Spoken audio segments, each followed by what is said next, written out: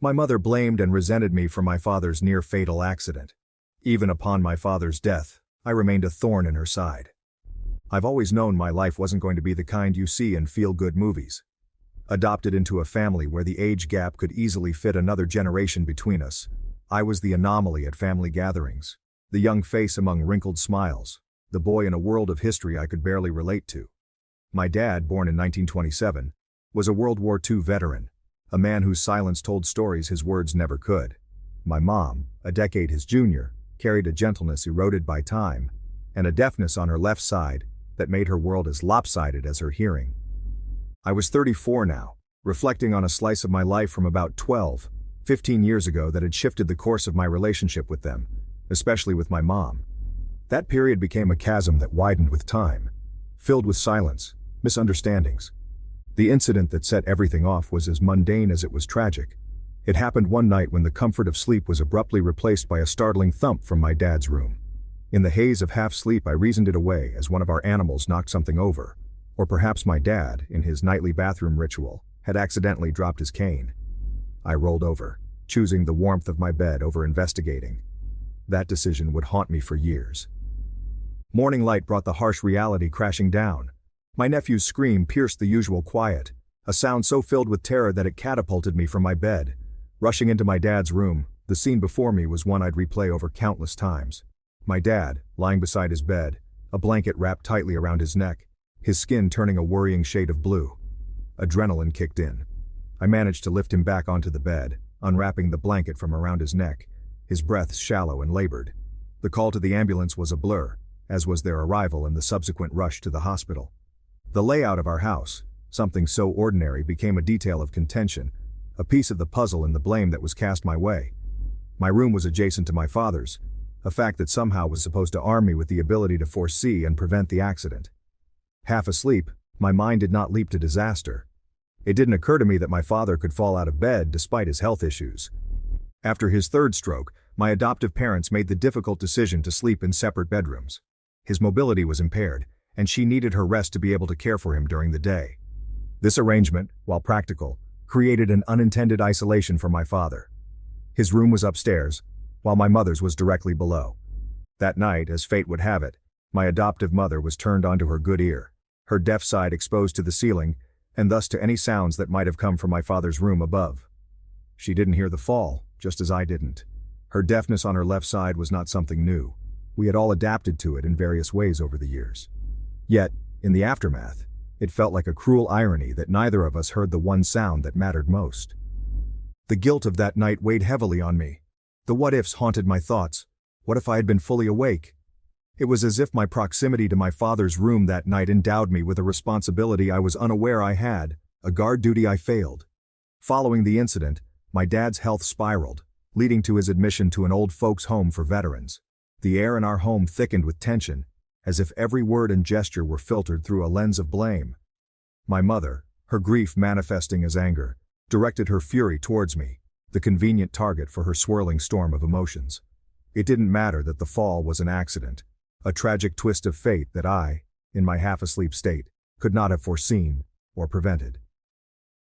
In her eyes, I was the culprit, the reason her husband, my adoptive father, now lay in a bed at the old folks' home for veterans, his robust spirit dimmed. The initial conflict was a crack in the dam of our family dynamics, releasing a flood of long-suppressed frustrations and resentments. My mother's blame became the soundtrack of my life at home, a constant reminder of that night. Conversations were minefields. Each word I said weighed and found wanting, each silence loaded with accusation. The more she blamed, the more I withdrew, retreating into a shell of indifference to protect myself from the pain of her words. The moment I decided to join the army felt like the first step toward something new, a path that was entirely mine. But that dream quickly became entangled in the web of my family's expectations and my mother's fear of being left alone. My mother, wielding her grief like a weapon, saw my departure not as a young man's quest for his own path, but as abandonment. After filling out the necessary forms, ready to embark on this new journey, my mother took matters into her own hands in a way that left me stunned and betrayed. She spoke to the army recruiter, a conversation I was not privy to, but the consequences of which I felt deeply. My mother told them I had changed my mind about joining, that I couldn't go through with it. Her words, authoritative and final, painted a picture of doubt and indecision that was entirely hers, not mine. It was a deliberate act, one rooted in her desperation to keep me close, to ensure I remained at home to take care of my father. The realization that my mother would go to such lengths to keep me anchored to home, to a role she deemed suitable, was both heartbreaking and infuriating. The betrayal of that act, her going behind my back to alter the course of my future, strained our relationship even further. It was a clear sign that my desires, my aspirations, were secondary to her need to keep the family unit intact, regardless of the cost to my own dreams and autonomy. Faced with the collapse of my plans and the unbearable atmosphere at home, I made a decision that would set the course of my life for the next few years. College, a backup plan I had never intended to use, became my lifeline. The acceptance letter from a university 200 miles away was my ticket out of the stifling environment of blame and resentment. I packed my life into a few boxes, not knowing when or if I would return, driven by a desperate need for space and a fresh start. Life away from home was a stark contrast to what I had known.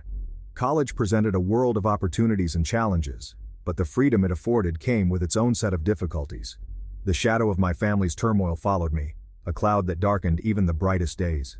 To support myself and avoid the need to return home, I took on 2 jobs, juggling academics and work in a relentless cycle that left little room for rest or reflection. Balancing work and school wasn't easy, but it became my new normal. The campus library was a sanctuary of sorts, a place where I could lose myself among the stacks of books and the quiet hum of students studying. Here, I wasn't the son blamed for his father's accident. I was just another student, trying to make ends meet and build a future. The job required meticulous attention to detail, sorting, shelving, and ensuring that the library remained a place of order and learning. It was a quiet, steady job that contrasted sharply with the chaos of my personal life. The local cafe, on the other hand, was a bustling hub of activity. Here, I was a barista, a friendly face behind the counter crafting lattes and cappuccinos for a stream of customers. The pace was relentless, the environment lively and sometimes overwhelming. Yet there was joy in the rush, in the smiles of satisfied customers, and in the camaraderie with my coworkers. This job taught me resilience, the ability to keep smiling even when I was tired, and to find peace in the rhythm of the work. These jobs, while exhausting, provided me with a sense of purpose. They were my escape from the turmoil back home, a way to prove to myself that I could stand on my own 2 feet. The satisfaction of earning my own way, of being responsible for my successes and failures, was empowering. Amidst the long hours and the tired evenings, I found moments of happiness and pride. Being busy, immersing myself in work and school, helped me to momentarily forget the bitterness of the past, allowing me to focus on building a new future for myself. Yet, the question of my departure, of whether my actions had been justified or selfish, remained unanswered, a puzzle I was still working to solve.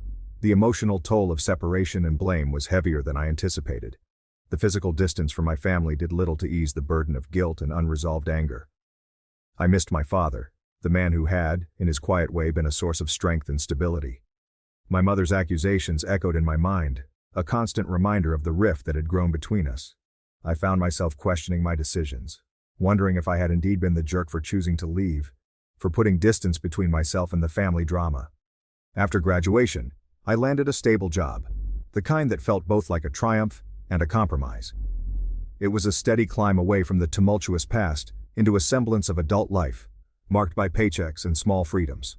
The rare trips back home were exercises in tension, the air thick with unspoken recriminations, and the heavy presence of my mother's enduring blame. It wasn't that I didn't want to see my father, it was the opposite. My heart ached for the man who seemed to shrink a little more with each passing day, his vitality sapped by illness and the domestic strife that buzzed around him like an unrelenting swarm. Driven by a mix of guilt and love, I set a new goal for myself: to earn enough money to afford the best possible treatment for my father. It became an obsession, this idea that financial success could somehow translate into a redemption of sorts, a way to make amends for my perceived failings. My career became more than just a job, it was a means to an end, each promotion, each raise a step closer to providing my father with the care he deserved. The irony of working tirelessly to support someone who, through no fault of their own, felt like a stranger, wasn't lost on me. Despite my attempts to heal and move forward, the news of my father's passing knocked me back to square one. That night I received a call at an hour so late, it felt like the world itself was holding its breath. It was my aunt on the other end, her voice steady but laced with an unmistakable sorrow. "It's about your dad," she said, and in that instant, I felt the ground beneath me shift. My father had passed away after a prolonged illness, an event we all saw looming on the horizon, yet hoped would somehow steer clear of our shores. I was hundreds of miles away, wrapped in the cocoon of my new life, far from the home that felt more like a battleground than a sanctuary in recent years. The pain of the news was a sharp jab to the gut, a mix of grief and guilt swirling in a tempest I couldn't contain. My relationship with my family, particularly with my mom, had been strained at best, severed at worst. Yet, the finality of my father's departure cut through those tangled feelings, reminding me that beneath the resentment and misunderstandings there was love, raw, unfiltered love for the man who, though not of my blood, had been a pillar in my life. I didn't have time to pack. There was no moment to sit and ponder what to bring. The urgency of the situation propelled me forward, my actions driven by a singular need to get back as quickly as possible. The bus was the first mode of transportation I could find, a decision made not out of convenience but desperation. I boarded at dawn, the early morning light casting long shadows that mirrored the heaviness in my heart. The journey was a blur, each mile stretching on as I grappled with the reality of my father's death and the inevitable confrontation with my family. I rehearsed conversations in my head, anticipated accusations and prepared defenses, all the while battling the growing knot of sorrow for the loss of a man who had shaped so much of who I had become. Arriving at the funeral home, the gravity of the situation finally settled in. I saw him there, lying in repose, a tranquility on his face that had eluded him in his final years. My father looked at peace, a stark contrast to the turmoil raging within me. The sight of him, so still and serene, broke through the walls I had built around my heart. The grievances that once seemed insurmountable now appeared petty in the face of such profound loss. My eyes traced the lines of his face, each wrinkle a testament to the life he had lived, the battles he had fought, and the love he had given, however imperfectly. Standing before him, I was acutely aware of the finality of death, how it leaves no room for apologies, for mending fences, for saying all the things left unsaid. The weight of my unresolved feelings towards my family, my mother's harsh words, and the guilt of my perceived negligence crushed me. In that moment, I wished for nothing more than to turn back time, to relive those last days with the knowledge of their fleeting nature, to offer words of love instead of silence. My father's passing was a great loss, a void that would never be filled. Yet it also served as a stark reminder of the fragility of life and the importance of forgiveness, understanding, and compassion. As I stood there, amidst the somber faces of those who had known and loved him, I realized that holding on to anger and resentment served no purpose but to prolong the pain. In that moment, all I felt was the piercing ache of missing a man who had been more than just a father figure. He had been a guide, a confidant, and, in his own way, a source of unwavering support. Standing at the end of the somber line, I extended my hand, offering a quiet, "Thank you," to each person who had come to pay their respects to my father. The room was filled with a heavy silence, punctuated only by soft murmurs and the occasional shuffle of feet. It was a moment of closure, a final goodbye to a man who had been a constant in my life, despite our complexities and the distance that had grown between us. But that silence shattered when my mother's voice, sharp and laden with grief and accusation, pierced the air. "His death is partly due to him," she screamed, pointing a trembling finger in my direction. "He's a cruel person for ignoring his father, a selfish person for going to college and not taking care of his family." Her words, like daggers, cut through the solemn atmosphere, turning heads and drawing a collective breath from the gathered mourners. The accusation was a blow, not because it was new but because of its public nature and the timing. It was a reopening of wounds that had never fully healed, a reminder of the years of blame and misunderstanding that had driven a wedge between us. The irony of her words wasn't lost on me. It was her initial accusations that had pushed me away, that had made me feel like an outsider in my own home. And now, as we stood together in grief, she chose to resurrect those accusations, to paint me as a villain in the eyes of those who had come to mourn my father. I felt my heart break all over again, not just for the loss of my father, but for the loss of what our family could have been. The sadness was overwhelming, a tide of emotion that threatened to pull me under. I had come to say goodbye, to find some semblance of peace in the wake of my father's passing. But instead, I was met with public condemnation from the one person whose acceptance I had longed for. The eyes of the guests were on me, some filled with sympathy, others with judgment. In that moment, I realized the futility of trying to defend myself, of trying to explain my side of the story to those who had only heard one version. The damage was done. My mother's words had painted me as the culprit, the son who had abandoned his family in their time of need. But deep down, I knew the truth. I knew the weight of the guilt I had carried, the countless times I had replayed that night in my head, wondering if things could have been different if I had acted sooner. I also knew the pain of being pushed away, of being blamed for something beyond my control. It was a pain that had driven me to seek distance, to build a life away from the constant reminders of my supposed failures. As I stood there, amidst the whispered conversations and sideways glances, I realized that my mother's words, though hurtful, could not define me. They were a reflection of her grief, her inability to cope with the loss of her husband and the strained relationship with her son.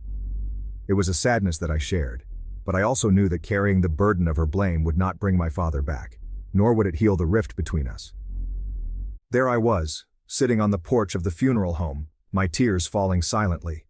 The weight of my mother's public accusation at the funeral had left me shattered, alone with my grief and the sting of her words.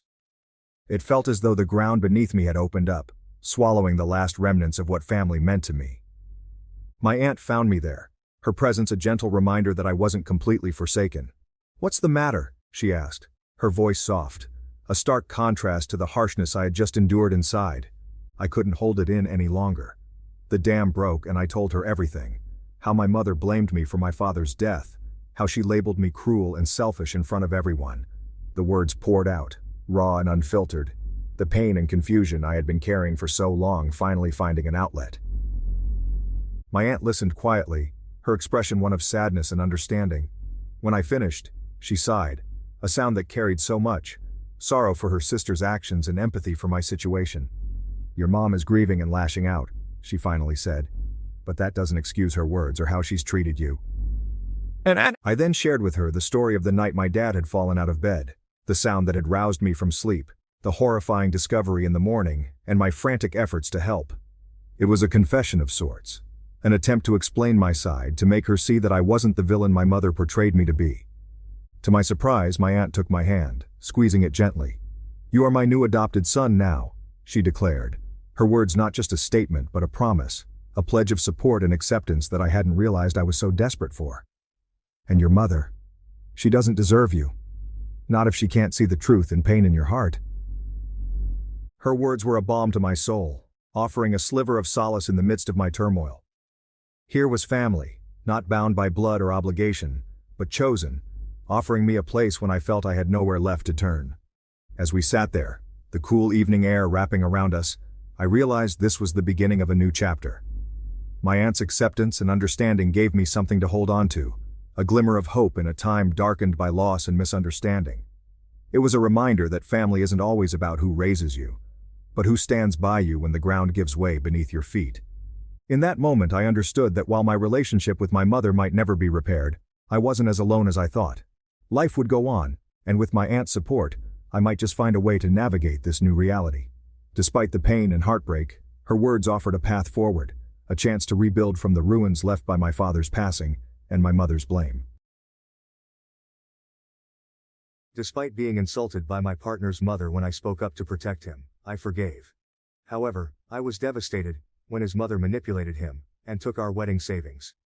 I'm Mary, 26, and my boyfriend is Alex, 28 years old. For over 3 years now, I've been in a relationship with my partner. It's been a journey filled with highs and lows, laughter and tears, but through it all, we've remained steadfast by each other's side. He's a kind-hearted soul, gentle and introverted, with a heart of gold. We've built a bond that's rooted in understanding and mutual respect, navigating life's challenges together as a team. However, our journey has not been without its obstacles. One of the biggest challenges we face comes from within Alex's own family, particularly from his mother. She's a complex figure, let's call her Mrs. Smith. From the outside, Mrs. Smith may seem like a typical mother figure, but behind closed doors, her behavior tells a different story. Mrs. Smith exhibits emotionally abusive tendencies towards Alex. She belittles him, criticizes his every move, and manipulates him to fulfill her own needs. It's a pattern of behavior that has persisted for years, casting a shadow over their relationship and leaving Alex feeling trapped and powerless. As I've witnessed the dynamics between Alex and his mother unfold, it's become increasingly clear to me the toll that this emotional abuse takes on him. The constant barrage of negativity chips away at his self-esteem, leaving him feeling unworthy and inadequate. Yet, despite the pain it causes him, Alex yearns for his mother's love and approval, desperately seeking validation from a source that seems incapable of providing it. Mrs. Smith's troubled background serves as a backdrop to her emotionally abusive behavior towards Alex. 3 years ago, she went through a divorce that left her emotionally shattered. The dissolution of her marriage triggered a downward spiral in her mental state, exacerbating her already fragile emotional state. Unable to cope with the upheaval, Mrs. Smith's demeanor shifted, and she became increasingly bitter and resentful. Since the divorce, Mrs. Smith's daily routine has been marked by a sense of aimlessness and despair. She lacks motivation to engage in meaningful activities, often spending her days in isolation. Neglecting household chores and responsibilities, she allows the burden to fall on Alex and other family members. Her lack of contribution to the household only adds to the tension and resentment brewing within the family dynamic. In her interactions with Alex, Mrs. Smith's behavior takes on a toxic edge. She frequently belittles him, using cutting remarks to undermine his confidence and self-worth. Every accomplishment is met with criticism, every mistake magnified and exploited. Her words are like daggers, piercing through Alex's defenses and leaving him emotionally wounded. Yelling has become a common occurrence in their household, with Mrs. Smith unleashing her frustrations on Alex without restraint. Her anger knows no bounds, and she lashes out at him over the smallest of perceived slights. The verbal assaults leave Alex feeling small and powerless, trapped in a cycle of emotional abuse from which he sees no escape. Manipulation is another weapon in Mrs. Smith's arsenal, used to control and coerce Alex into meeting her needs. She plays on his guilt and sense of obligation, exploiting his desire to please her at any cost. Whether it's guilt-tripping him into running errands or emotionally blackmailing him into compliance, Mrs. Smith's manipulative tactics further entrench her power over Alex, leaving him feeling trapped and helpless. As the girlfriend of Alex, I've witnessed firsthand the profound impact of his mother's emotionally abusive behavior on him. Alex is a gentle and kind-hearted soul, but beneath his calm exterior lies a sea of emotional turmoil, wrought by years of enduring his mother's toxic treatment. The constant barrage of criticism, belittlement, and manipulation from his mother leaves him in a perpetual state of unease and distress. His anxiety manifests in various ways, from racing thoughts and difficulty concentrating to physical symptoms like chest tightness and shortness of breath. These symptoms often escalate into full-blown panic attacks, rendering him immobilized and overwhelmed by fear. Her constant criticism and manipulation chip away at his self-esteem, leaving him feeling unworthy and unlovable. He internalizes her harsh words and begins to question his own worth, doubting whether he's deserving of love and respect. Alex's mother's behavior takes a toll on his mental health, exacerbating his anxiety and depression and leaving him feeling overwhelmed and helpless. Her relentless negativity creates a toxic atmosphere in their household, making it difficult for Alex to find peace and solace in his own home. He feels like he's constantly walking on eggshells, afraid to set off his mother's anger or disappointment. Despite the pain and anguish caused by his mother's behavior, Alex continues to yearn for her love and approval, desperately seeking validation from a source that seems incapable of providing it. His desire for his mother's affection is a double-edged sword, as it leaves him vulnerable to her manipulation and control. He fears confronting her and standing up for himself, worried about the repercussions and potential backlash. I've found myself grappling with the heartbreaking reality of his situation when it comes to seeking refuge from his mother's toxic behavior. It's a question that weighs heavily on both of our minds. Can he come stay with his dad? The answer, unfortunately, is not as simple as we had hoped. Despite the desire to find sanctuary in his father's home, Alex's dad lives in a cramped one-bedroom apartment, unable to accommodate him. However, even in the face of this obstacle, there's a glimmer of hope in knowing that his father would do anything to support him.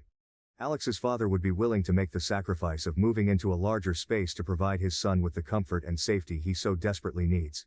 Yet, despite his father's potential willingness to make such a sacrifice, Alex remains paralyzed by fear at the mere thought of confronting his mother or seeking refuge elsewhere. The terror he feels towards his mother's wrath is a powerful deterrent, holding him back from taking steps towards asserting his own autonomy and seeking a better life for himself. It's a heartbreaking reality that we're both faced with, knowing that we're working tirelessly to move out and create a safe haven away from the toxicity of Alex's home environment. However, as anyone who's tried to navigate the daunting landscape of housing affordability knows, it's an uphill battle filled with financial constraints and limited options. Especially during one particularly tense visit home, I found myself unable to stay silent any longer in the face of Alex's mother's relentless barrage of criticism towards him. Fueled by anger and frustration, I couldn't help but speak up and argue back when she unleashed her harsh words upon him. I couldn't bear to see him being torn down yet again without standing up for himself. In the heat of the moment, my emotions got the best of me, and I even directed some of my frustration towards Alex, expressing my frustration at what I perceived as his weakness in standing up to his mother's abuse. I knew that if we continued to allow her toxic behavior to go unchecked, it would only serve to poison our future together. However, instead of diffusing the tension, my outburst only seemed to escalate the situation further. Alex's mother turned her fury towards him, accusing him of choosing me over her and demanding that he make a choice between us. It was a heartbreaking ultimatum to witness, knowing that Alex was caught between his loyalty to his mother and his love for me.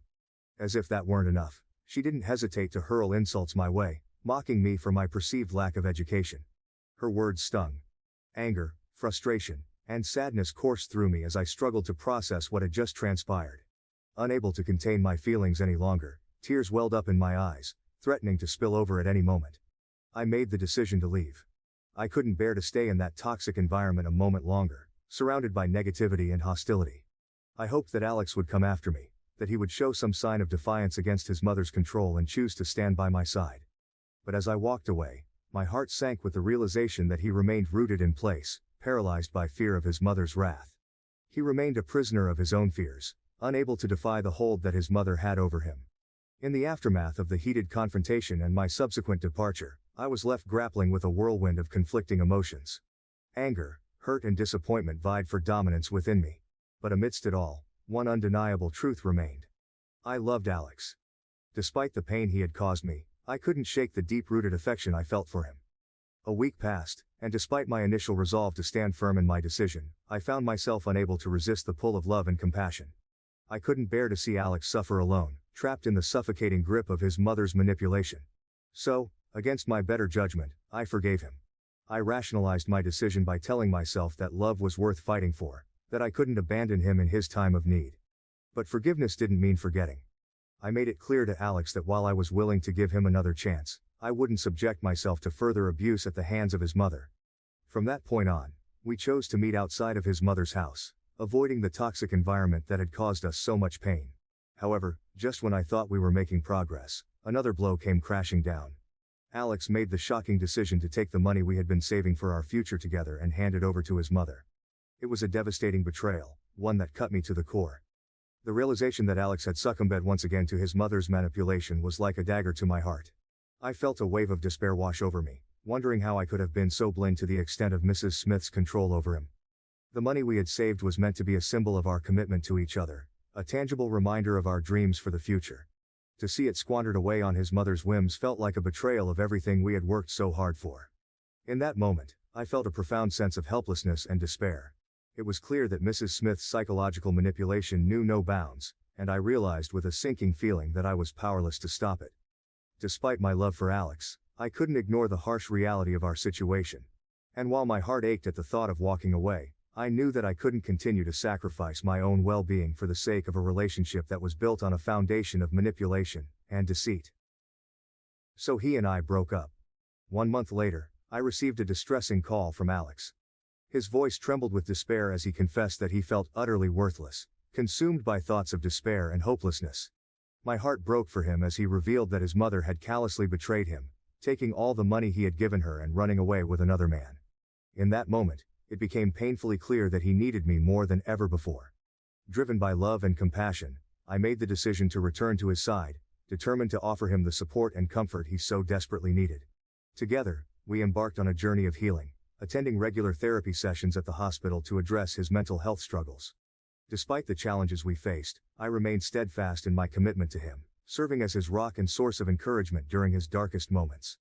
I took it upon myself to create a sense of hope and optimism for our future, painting a vivid picture of the beautiful life that awaited us once he emerged from the shadows of his past. Slowly but surely, his spirit began to stabilize, and the light of hope flickered once again in his eyes. In the midst of our shared struggles, our bond only grew stronger, forged in the fires of adversity and strengthened by our unwavering love for each other. It was during this time of turmoil and transformation that we made the decision to take the next step in our journey together. We decided to get married. Filled with a renewed sense of purpose and determination, we embarked on the exciting journey of planning our future together, eager to leave the pain and heartache of the past behind us. With each passing day, our love continued to blossom, a beacon of light guiding us towards a brighter tomorrow. And as we stood hand in hand, ready to face whatever challenges lay ahead, I knew in my heart that together, we could conquer anything that came our way. Now, after being married for 10 months, I find myself pregnant with our son, a new chapter of joy and anticipation unfolding before us.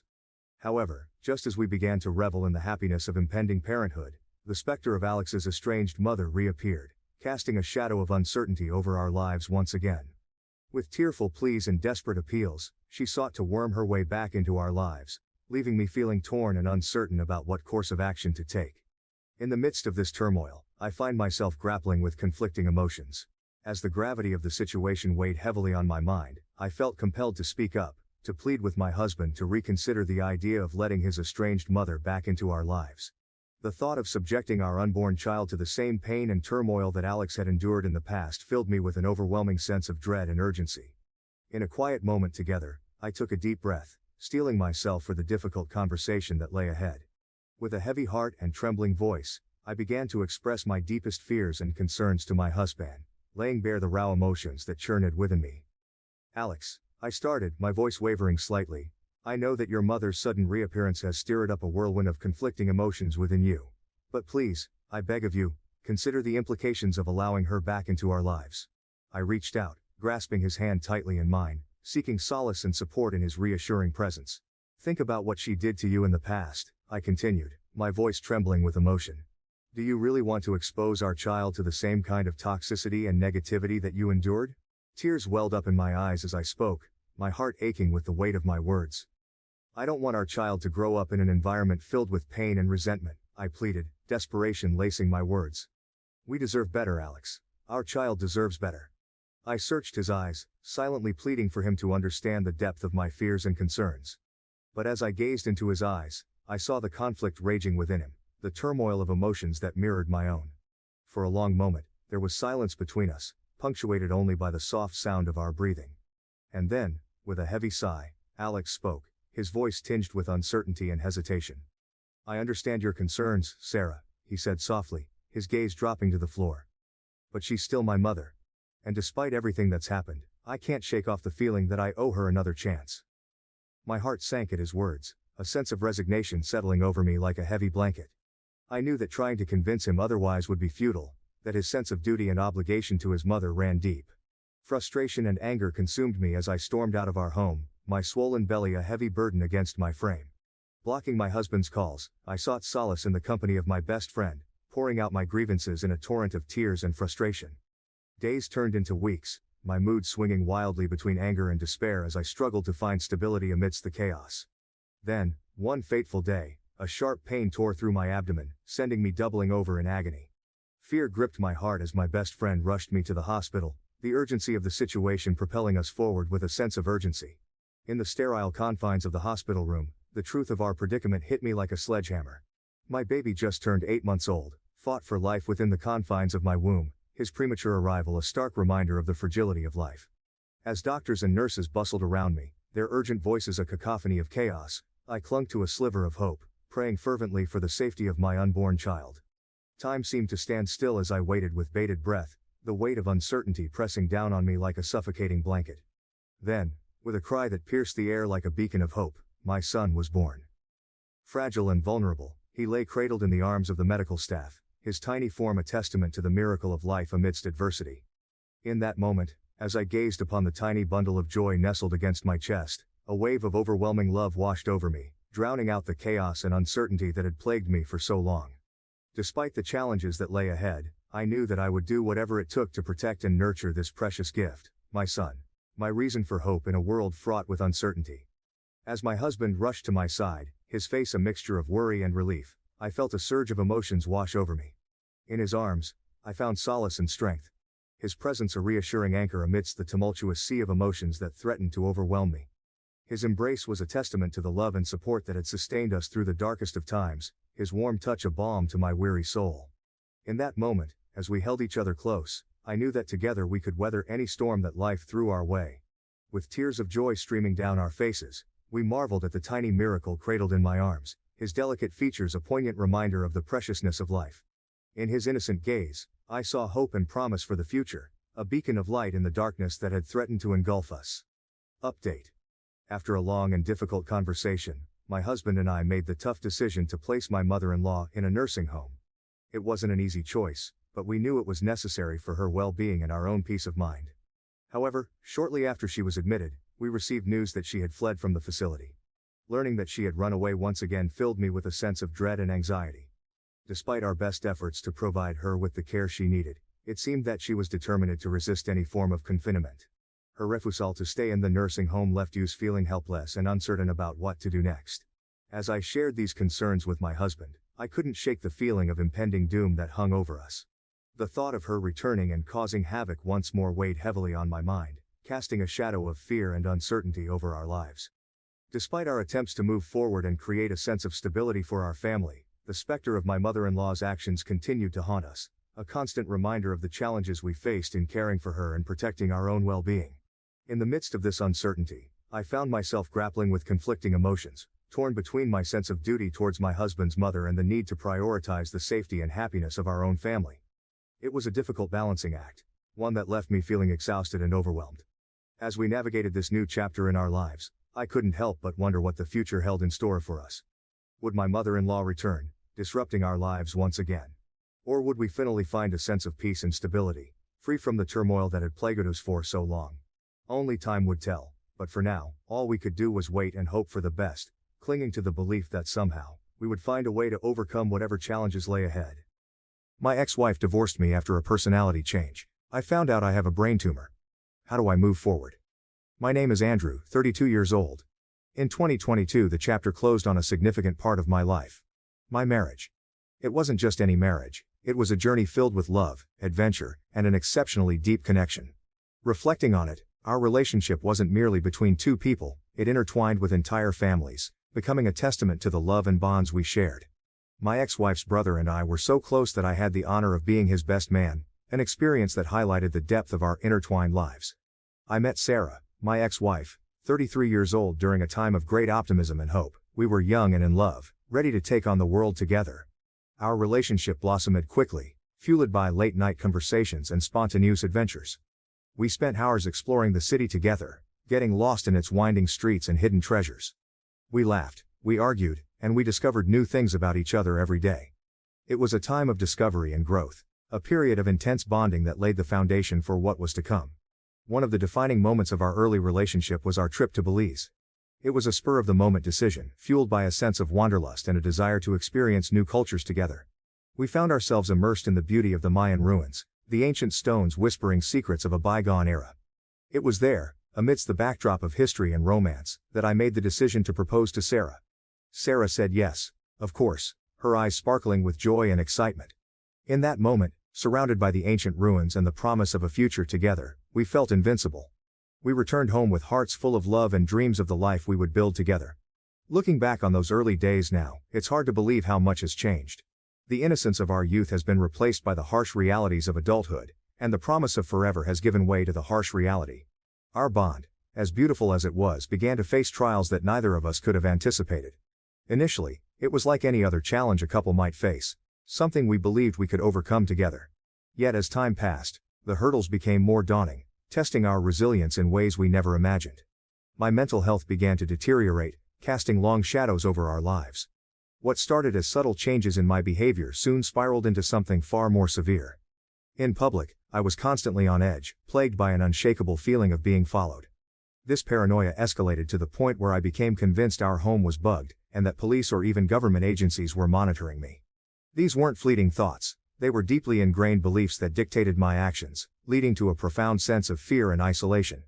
The day my wife, out of sheer desperation and concern, convinced me to go to the emergency room, marked a pivotal moment in our story.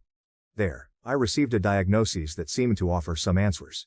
A psychotic break, accompanied by bipolar and schizoaffective disorder. This diagnosis was a double-edged sword. On one hand, it provided a name to the chaos that had taken over our lives, but on the other, it brought a new set of challenges and questions about the future. Despite these difficulties, my wife stood by me, embodying patience and compassion. But as time went on, even with treatment, my behavior didn't stabilize. It was as if the essence of who I had always been was slipping away, replaced by someone we both didn't recognize. This transformation wasn't just internal, it manifested in actions that were out of character for me. I started lying and turned to substance abuse, a stark departure from my previous lifestyle of social drinking and the occasional recreational use of weed. It was a downward spiral, one that seemed to pull me further away from the person I once was and the life we had built together. I knew I was treading on thin ice when I started dabbling with drugs behind my wife's back. But somehow, the thrill of it all seemed to override any rational thought. Stupid, I know. And now facing the consequences, I can't help but feel like the biggest jerk on the planet. The day she found out was like a nightmare unfolding in slow motion. I could see the anger bubbling beneath the surface as she stared at me, her eyes narrowing into icy slits. It was a look I never wanted to see directed at me, yet there it was, burning into my soul. She didn't even need to say anything. Her silence spoke volumes, echoing with disappointment, betrayal, and hurt. My stomach churned with guilt as I tried to come up with some feeble excuse, but the words caught in my throat like a noose tightening around my neck. Then came the explosion. The torrent of words, sharp as knives, lashing out at me with a force that left me reeling. She didn't hold back, letting me have it with both barrels. Every lie, every deception, laid bare for all to see. And I couldn't do anything but stand there, taking it all like a punching bag. I watched as tears welled up in her eyes, her voice cracking with emotion as she struggled to make sense of it all.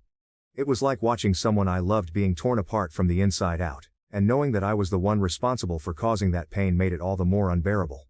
I wanted to reach out, to comfort her, to tell her that I was sorry, but the words caught in my throat like a lump of coal. What could I possibly say to make things right again? How could I undo the damage I had done? The silence that followed was deafening, stretching out between us like an unbridgeable chasm. I could feel the weight of her gaze bearing down on me, heavy with disappointment and disbelief. And in that moment, I knew that things would never be the same again. Days turned into weeks, and still, the rift between us remained. Every attempt at reconciliation seemed to only drive us further apart, like ships passing in the night. I could see the pain etched into her every movement, hear it in the way her voice trembled whenever she spoke to me. I wanted to make things right, to prove to her that I could change, that I could be the man she deserved. But no matter how hard I tried, it never seemed to be enough. The trust that had once bound us together had been shattered beyond repair, leaving nothing but a hollow emptiness in its wake. And so, I found myself trapped in a never-ending cycle of guilt and remorse, haunted by the memory of her tears and the sound of her voice breaking as she uttered those words that cut me to the core. How could I have been so blind, so selfish, to jeopardize everything we had built together? I wish I could turn back the clock, to undo the mistakes of the past and start afresh. But life doesn't work that way, and all I can do now is live with the consequences of my actions. Eventually the strain became too much. The day my wife told me she wanted a divorce was a day I'll never forget. It was a moment filled with a profound sense of loss, not just for the partnership we had, but for the future we had envisioned together. In the aftermath, I tried to maintain some connection with her family, particularly her brother, who had tried to support us both. But over time, even that connection faded, leaving me more isolated than ever. Friends and family gradually distanced themselves, a response to the ongoing turmoil and additional revelations that came to light. In their eyes, and perhaps rightfully so, I had become a pariah. The year that followed was one of deep reflection and struggle. I grappled with the consequences of my actions and the reality of my situation. I checked myself into rehab, determined to reclaim my life and rebuild what I had destroyed. The first few days were the hardest.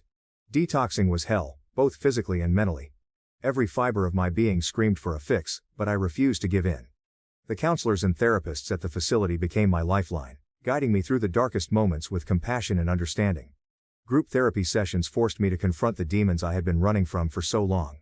I shared my story with strangers who quickly became confidants, realizing that I wasn't alone in my struggles. Together, we leaned on each other for support, finding strength in our shared experiences. As the days turned into weeks, I began to see glimpses of the man I used to be. The man Sarah fell in love with. Clear-headed and focused, I tackled each challenge head-on, determined to emerge from this ordeal a better version of myself. However, things didn't go as smoothly as I had anticipated. Jobs came and went, and I found myself barely scraping by, a stark contrast to the stability I once took for granted.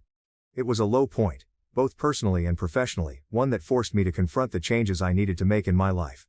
Amid this turmoil, there were glimmers of hope. I managed to invest in property. Investing in property was a turning point for me. It felt like finally gaining solid ground after years of uncertainty. The process wasn't easy, and there were moments when I doubted if I could pull it off.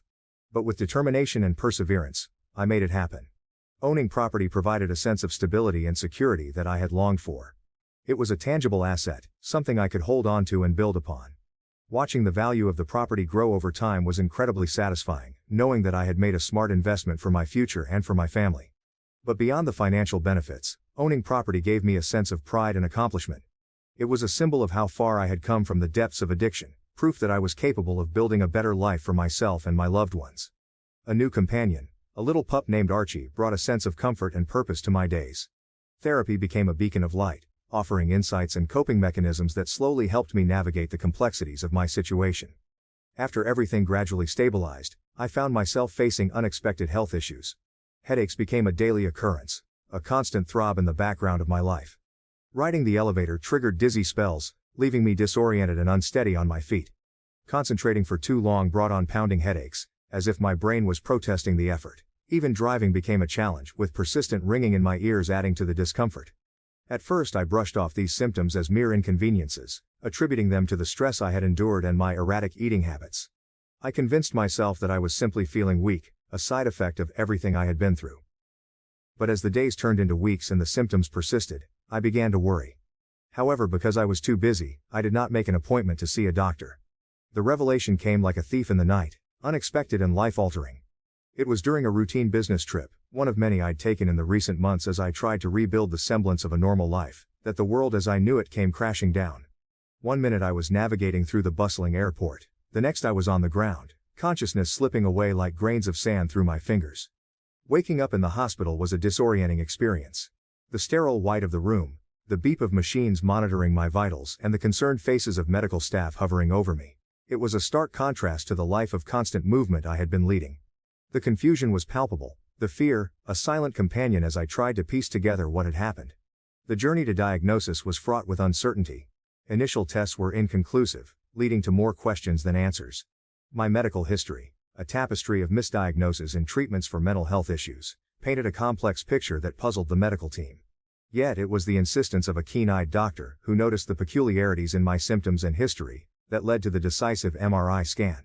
The scan revealed the unexpected culprit, a brain tumor, nestled in a part of my brain where it had been orchestrating the chaos in my life from the shadows. The moment of revelation was surreal. Sitting in the dimly lit office, the images of my brain displayed on the screen, I listened as the doctor explained the nature of the tumor.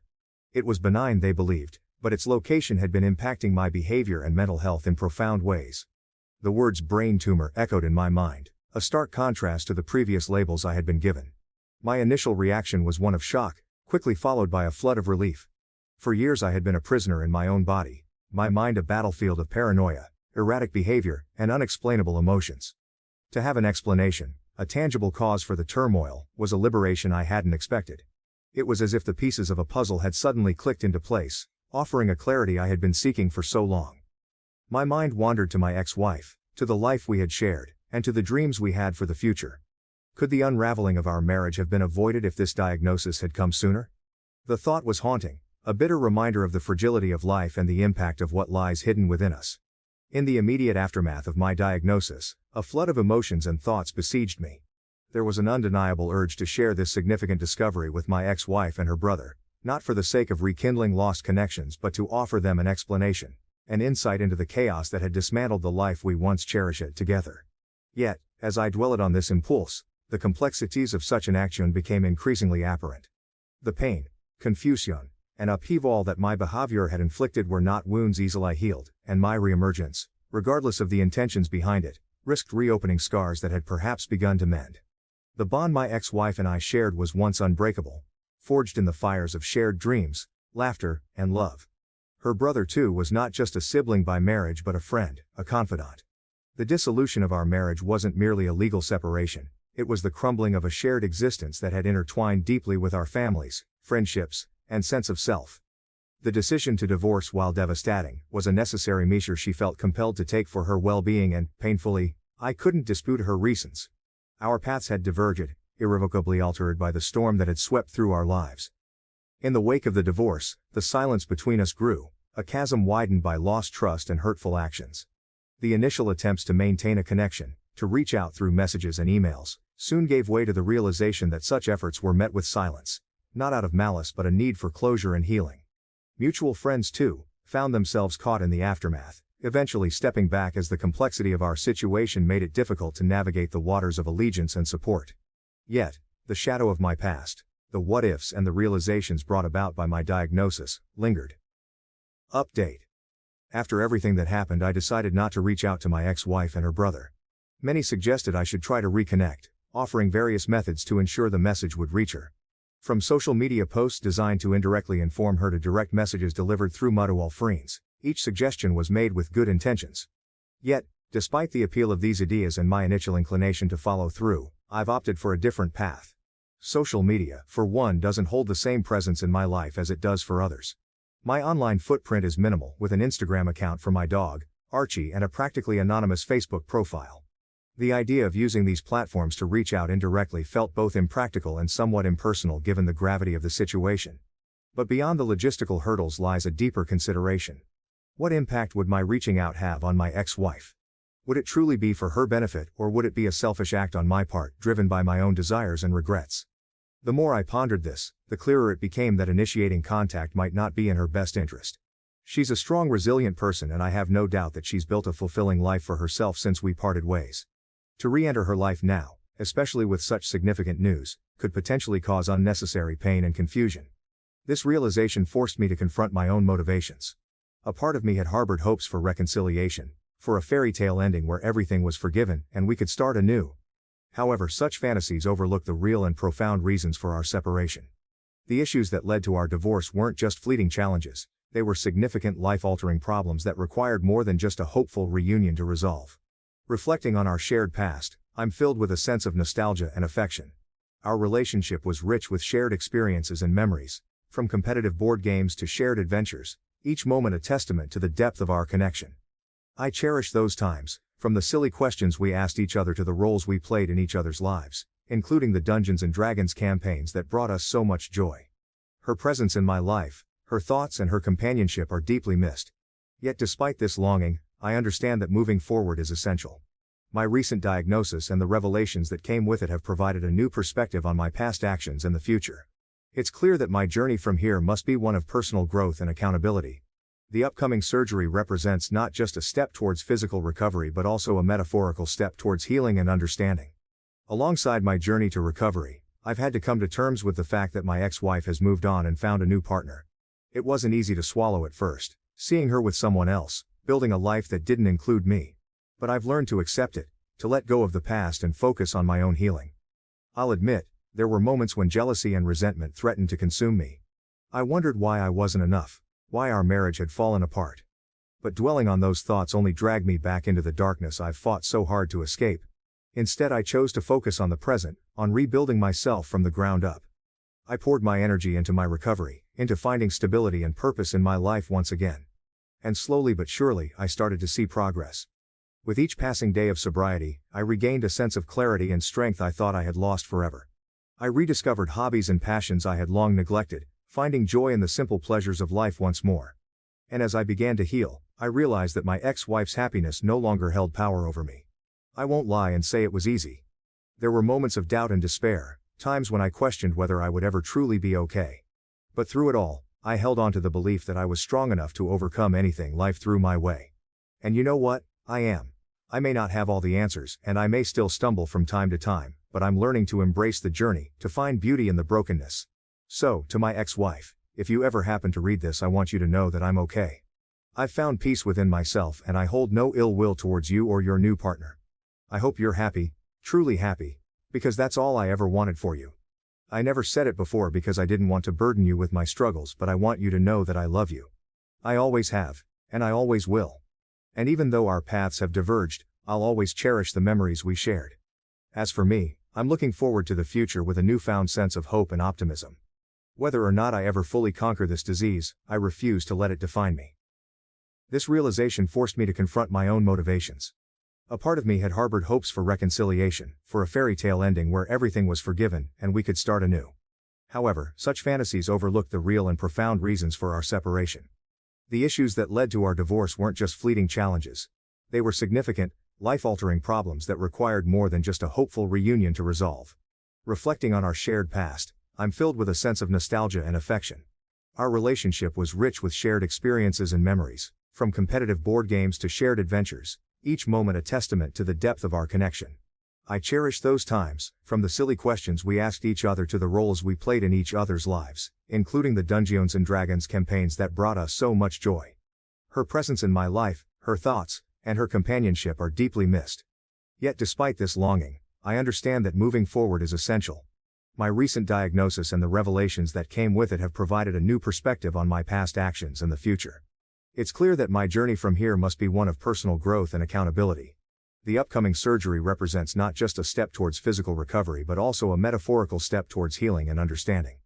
Alongside my journey to recovery, I've had to come to terms with the fact that my ex-wife has moved on and found a new partner. It wasn't easy to swallow at first, seeing her with someone else, building a life that didn't include me. But I've learned to accept it, to let go of the past and focus on my own healing. I'll admit, there were moments when jealousy and resentment threatened to consume me. I wondered why I wasn't enough, why our marriage had fallen apart. But dwelling on those thoughts only dragged me back into the darkness I've fought so hard to escape. Instead, I chose to focus on the present, on rebuilding myself from the ground up. I poured my energy into my recovery, into finding stability and purpose in my life once again. And slowly but surely, I started to see progress. With each passing day of sobriety, I regained a sense of clarity and strength I thought I had lost forever. I rediscovered hobbies and passions I had long neglected, finding joy in the simple pleasures of life once more. And as I began to heal, I realized that my ex-wife's happiness no longer held power over me. I won't lie and say it was easy. There were moments of doubt and despair, times when I questioned whether I would ever truly be okay. But through it all, I held on to the belief that I was strong enough to overcome anything life threw my way. And you know what? I am. I may not have all the answers and I may still stumble from time to time, but I'm learning to embrace the journey to find beauty in the brokenness. So, to my ex-wife, if you ever happen to read this, I want you to know that I'm okay. I've found peace within myself, and I hold no ill will towards you or your new partner. I hope you're happy, truly happy, because that's all I ever wanted for you. I never said it before because I didn't want to burden you with my struggles, but I want you to know that I love you. I always have, and I always will. And even though our paths have diverged, I'll always cherish the memories we shared. As for me, I'm looking forward to the future with a newfound sense of hope and optimism. Whether or not I ever fully conquer this disease, I refuse to let it define me. I choose to live each day to the fullest, to find happiness in the small moments, and to love fiercely, just as I always have. In the meantime, life continues to move at a relentless pace. Job opportunities have arisen, presenting new challenges and decisions, and my recent property purchase adds another layer of complexity to my situation. Each of these developments, while stressful, also brings a sense of purpose and progress. As I navigate this busy period, I find myself feeling optimistic for the first time in years. The prospect of what lies ahead, though uncertain, is invigorating. My focus now is on healing, both physically and emotionally, and on the growth that I hope will follow. The path ahead is unclear, but I'm ready to face it with a renewed sense of hope and determination. My story, with its twists and turns, may not have the resolution that some were hoping for. Yet it's a narrative that's still being written, with lessons learned and more yet to be discovered. For now, I'm content to take things one day at a time, appreciating the progress I've made and the potential for what's yet to come.